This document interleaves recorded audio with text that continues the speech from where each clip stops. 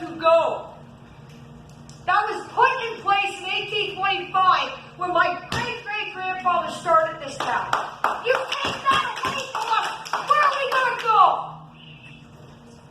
This is important. People in crisis, obviously. You all can go back to your homes at night. You don't have to worry about this.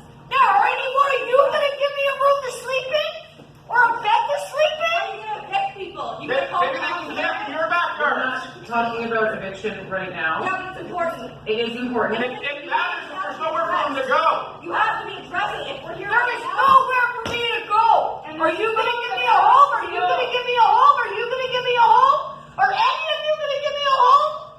We need supportive, transitional, and shelter beds, as well as more affordable housing, not more bylaws that criminalize the homeless. Not one person should be evicted until safe places are found for all. I have been camped out for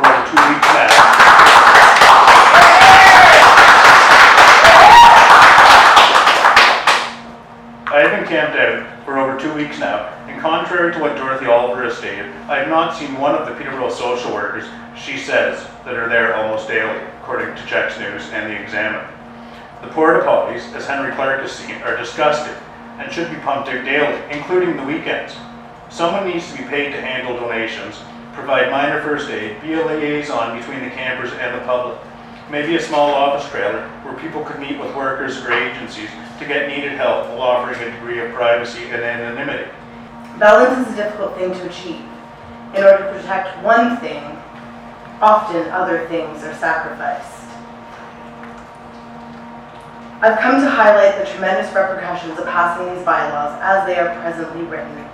I want to persuade you to vote no to these bylaws as they are presently written, and if I cannot do that, I want to persuade you to defer voting on these proposed bylaws. But rushing democracy and forcing it into these confines is inappropriate. These are bylaws that don't just simply say, hey, no sleeping or cooking in a public park.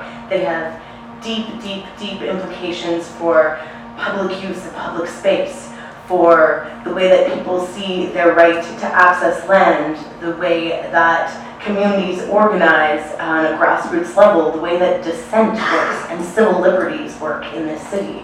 And so, very much like giant omnibus bills that are sometimes put out by other levels of government that are disconcerting to the community, I think that I and many others I've talked to in the last couple of days are just overblown by the idea of all the things that have sort of slipped in to these bylaws that just need more discussion, whether or not people agree or disagree with different elements. There's so much loaded in here that isn't just about our use and enjoyment of parks. But I was talking to a young man, about 40-ish, last night. He's very involved with bikes and things like that. And I asked him if he was coming to comment. He said, I can't. I'm working at that time. I can't come here. I work 16 hours a day on my own business. I said, well, what can you do? He said, if they pass it, we'll riot. I thought that was...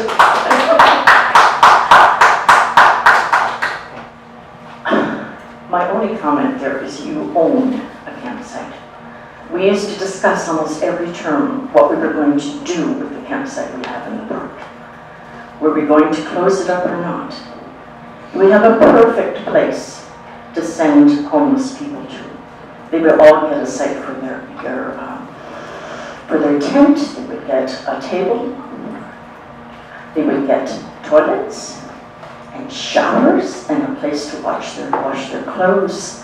And they would get an address, which is something they haven't had in a very long time. It seems like I would posit, I think, like city staff have been getting complaints for the last 10 years and noting them, and then somebody was like, okay, I'm finally gonna do my job. Really, I'm gonna write everything down. I'm gonna make everything that anyone has ever complained about in the last 10 years that I've been working here. I'm gonna make a law that makes it so that is illegal. Okay, did I do a good job? Did I write it through a set of legislature here? So they're good. They're good. They did their job. But it's your job to filter that through smart policy, right? We don't need to be tough on crime. We need to be smart on crime, right? Or whatever you call crime. Poverty, like people being poor, it's criminalizing the poor. We need to not criminalize the poor. We need to invest in people so that we have solutions that are long-term. because I know it's hard. I know it's hard work. I know you got people complaining. I know that there's stuff that's gone down. But you know what? That stuff was going down anyway.